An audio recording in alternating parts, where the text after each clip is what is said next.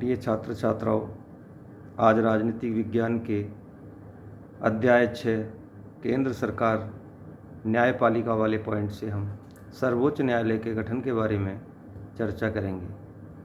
सर्वोच्च न्यायालय का गठन करने के लिए सबसे पहला पॉइंट आता है न्यायाधीशों की संख्या। मूल रूप से जब संविधान बना उस समय सर्वोच्च न्यायालय में एक मुख्य व 7 अन्य न्यायाधीशों की व्यवस्था की गई थी, लेकिन 2008 में ये संख्या बढ़ा करके एक मुख्य न्यायाधीश सहित 31 कर दी गई।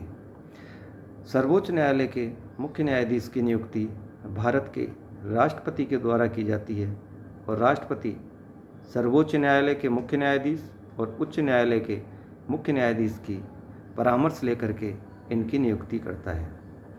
लेकिन वर्तमान में आजकल कॉलेजियम व्यवस्था से इनकी नियुक्ति की जा रही है, जिसमें सर्वोच्च न्यायालय के मुख्य न्यायाधीश, उच्च न्यायालय के मुख्य न्यायाधीश और 4 वरिष्ठतम न्यायाधीश का एक पैनल होता है, जो राष्ट्रपति को 4 नाम सुझाते हैं, जिनमें से राष्ट्रपति को जो उचित लगता है उसकी सर्वोच्च न्यायालय के न्यायाधीश की नियुक्ति राष्ट्रपति करता है।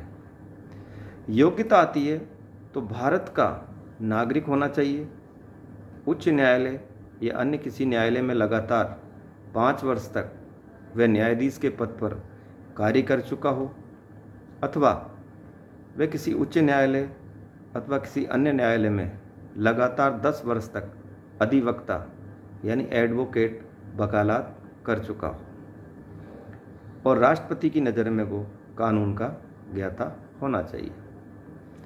तीसरा पॉइंट आता है कार्यकाल। सर्वोच्च न्यायालय का जो मुख्य न्यायाधीश होता है उसका कार्यकाल 65 वर्ष की आयु तक वो अपने पद पर रह सकता है और इससे पहले भी वो अपना पद त्याग सकता है।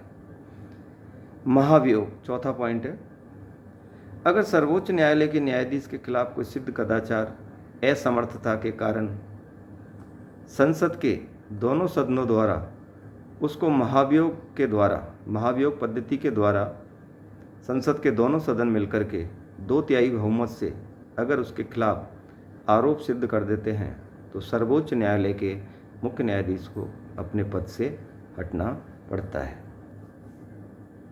छठा पॉइंट जो आता है वो है वेतन भत्ते और सुविधाएं।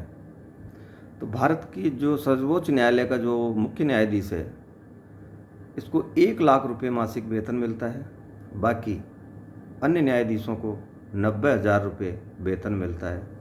इसके अलावा इनको मासिक वेतन भत्ते, अन्य सुविधाएं हैं, वो सारी सुविधाएं इनको प्राप्त होती है। छठा पॉइंट आता है उन्मुक्तियां। न्यायाधीशों को अपने सभी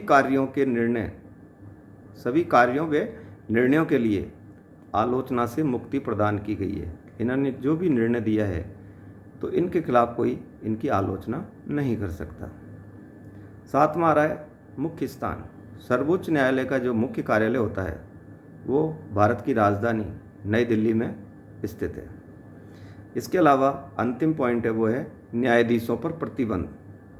जो व्यक्ति एक बार सर्वोच्च न्यायालय का मुख्य न्यायाधीश रह चुका है वह भारत के किसी अन्य न्यायालय या किसी अन्य न्यायालय में, उच्च न्यायालय या किसी अन्य न्यायालय में वो वकालत नहीं कर सकता।